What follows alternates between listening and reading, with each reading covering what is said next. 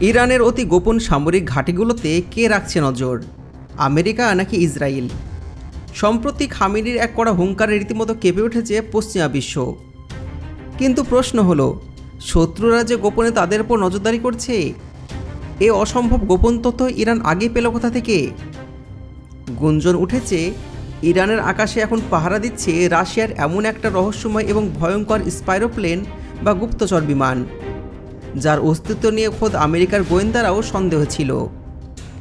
২৬ kilometre উপরে উড়ে বেড়ানো এই অদৃশ্য চোখের নজরদারি থেকে রক্ষা পাওয়া কোনো উপায় কি পশ্চিমাদের হাতে আছে?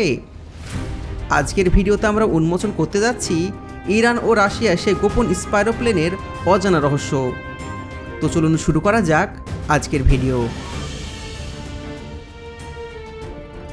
জানুয়ারির শেষ সপ্তাহে যখন ইরানের সুপ্রিম লিডার আয়াতুল্লাহ খামেনি বিশ্বকে সরাসরি সতর্ক করে বলেন, ইরানের গবেষণাগার এবং এয়ারবেসে যদি কেউ গোপনে নজরদারি করে, ইরান চুপচাপ বসে থাকবে না, তখন বিশ্বের বড় বড় দেশগুলো সত্যি নড়চড়ে বসে। কারণ ইরান সাধারণত এমন কোনো বার্তা হঠাৎ করে দেয় না। এই বক্তব্যের ভেতরে ছিল একটা স্পষ্ট ইঙ্গিত। ইরান যেন আগে জেনে গেছে তাদের ভেতরে সামরিক স্থাপনাগুলোতে কেউ না কেউ খুব কাছ থেকে নজরদারি করছে। কিন্তু প্রশ্ন হলো, এত গোপন তথ্য ইরান পেল কোথা থেকে? কারা নজর রাখছে সেটা তারা কিভাবে বুঝলো? এই প্রশ্নটা তখন শুধুমাত্র মধ্যপ্রাচ্যে নয়, গোটা বিশ্বের গোয়েন্দা মহলে আলোচনার কেন্দ্রবিন্দুতে চলে যায়। কারণ সাধারণভাবে দেখা যায় পৃথিবীর বড় বড় দেশগুলো তাদের গোপন প্রযুক্তি এমনভাবে লুকিয়ে রাখে যে অনেক সময় তাদের মিত্র রাষ্ট্রগুলো প্রকৃত অর্থে কিছু জানতে পারে না। কিন্তু তারপরে ইরান যেন আগে থেকে বুঝে গেল তাদের উপর কারা যেন চোখ রাখছে, আর এখান থেকে শুরু হয় আসল রহস্য।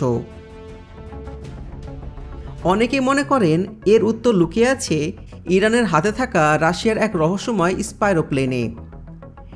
এটা এমন একটা বিমান যার অস্তিত্ব নিয়েই বহু বছর ধরে বিতর্ক চলে আসছে। কেউ বলে এই বিমান বাস্তবে আছে এবং রাশিয়া এখনও গোপনে এটা ব্যবহার করছে। আবার কেউ দাবি করেন এটা ছিল সোভিয়েত ইউনিয়নের একটা পুরনো প্রকল্প, যা বহু বছর আগে বাতিল হয়ে গেছে।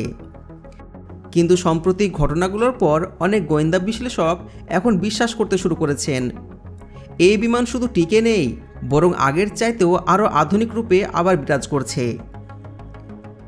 রাশিয়া বর্তমানে বিশ্ব রাজনীতির অন্যতম বড় খেলোয়াড়। অনেক সময় এমন মনে হয় রাশিয়া যেন অদৃশ্য কোনো নেটওয়ার্কের মাধ্যমে পৃথিবীর বড় বড় সিদ্ধান্ত আগিয়ে বুঝে ফেলেন। কেউ ভাবছে রাশিয়ার গোয়েন্দা নেটওয়ার্ক অনেক বেশি শক্তিশালী, কিন্তু বিভিন্ন প্রতিবেদনে উঠে এসেছে এর পেছনে আছে আকাশে থাকা এক ভয়ঙ্কর চোখ, সেই রহস্যময় স্পাইরোপ্লেন, যাকে অনেকেই সোভিয়েত ইউ-2 বলে ডাকেন। এই বিমানের প্রধান শক্তি হল উচ্চতা ভিত্তিক নজরদারি ক্ষমতা এবং স্টেলথ প্রযুক্তি।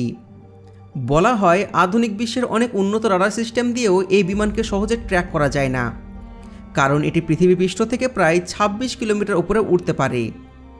এর উচ্চতায় সাধারণ যুদ্ধবিমান তো দূরের কথা, অধিকাংশ এয়ার ডিফেন্স সিস্টেমও এত উপরে টার্গেট লক করতে পারে না। রাশিয়ার প্রেসিডেন্ট যখন অন্য কোনো দেশে যান, তার সাথে বিশাল যুদ্ধবিমান বহর দেখতে পাওয়া যায়। সাধারণ মানুষ মনে করেন এটা শুধু নিরাপত্তার জন্য, কিন্তু অনেক সামরিক বিশ্লেষকদের মতে এই বহরের পুরো পরিস্থিতি নজরদারিতে রাখে এবং আকাশপথের প্রতিটি গতিবিধি পর্যবেক্ষণ করতে নীরবে কাজ করে এমন একটা স্পাইরোপ্লেন।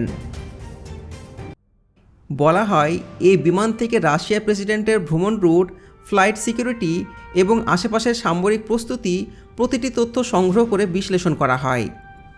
কিছু বিশেষজ্ঞ আরও দাবি করেন কয়েক মাস আগে যখন ইসরায়েল ইরান উত্তেজনা বেড়ে গিয়েছিল, তখন ইরান তাদের ক্ষয়ক্ষতি কমাতে এবং পরবর্তী প্রতিকূলমূলক পদক্ষেপ নিতে যে তথ্যগুলো পেয়েছিল, সেগুলোর একটি বড় অংশ এসেছিল এই স্পাইরোপ্লেনের নজরদারি নেটওয়ার্ক থেকে। কিন্তু সবচাইতে অবাক করার ব্যাপার হলো এই বিমানগুলোর মূল প্রযুক্তি তৈরি হয়েছিল প্রায় ৪৫ বছর আগে। সেই সময় বিশ্বের প্রযুক্তি ছিল আজকের তুলনায় অনেক সীমিত। পশ্চিমা গোয়েন্দারা ধরে নিয়েছিল সেই প্রকল্প হয়তো বাতিল হয়ে গেছে, নয়তো বিমানগুলো অকেজ অবস্থায় কোনো গোপন জায়গায় পড়ে আছে। কিন্তু এখন একাধিক গোয়েন্দা রিপোর্টে বলা হচ্ছে রাশিয়া এগুলো গোপনে নতুনভাবে আপগ্রেড করে ফেলেছে এবং রাশিয়া অবশ্যই এই বিষয়ে প্রকাশ্যে কিছু বলেনি। রাশিয়া যদি সত্যি আবারও এই ইউ-2 প্লেন উড়িয়ে থাকে, তাহলে বিশ্ব রাজনীতির চেহারা বদলে যেতে পারে। আর যদি এই বিমান সত্যি এত শক্তিশালী হয় তাহলে একে থামানোর উপায় খুবই কম থাকবে।